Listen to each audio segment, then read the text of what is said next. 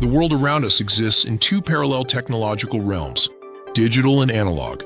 These two fundamental approaches to processing, storing, and transmitting information shape virtually every device and system we interact with. But what exactly separates digital from analog? And why does this distinction remain critically important in our increasingly technological society? At its core, digital technology represents information using discrete values, typically binary code consisting of ones and zeros. When you take a digital photo, your camera converts the continuous visual information into millions of distinct pixels, each assigned specific numerical values. Digital systems process information in a language of absolute states, on or off, yes or no, present or absent. Analog technology, by contrast, processes continuous signals that vary in strength.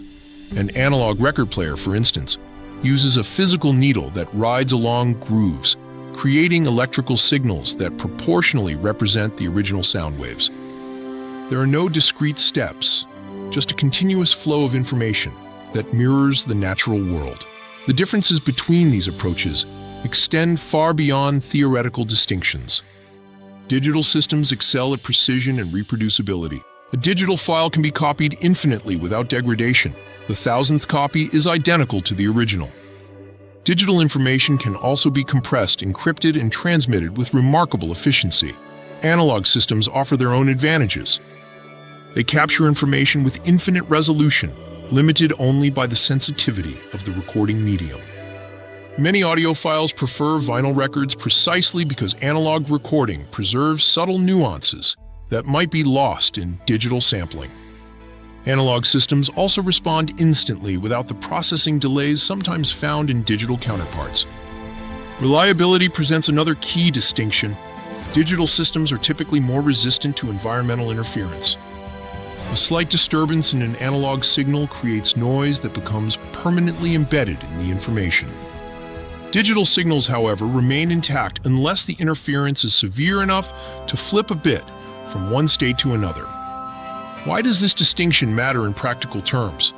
Consider healthcare, where digital technology enables precise diagnostic imaging and electronic health records, while analog sensors still monitor many bodily functions. In music production, artists deliberately choose between digital precision and analog warmth depending on their creative vision. The infrastructure supporting our modern world relies on understanding these differences.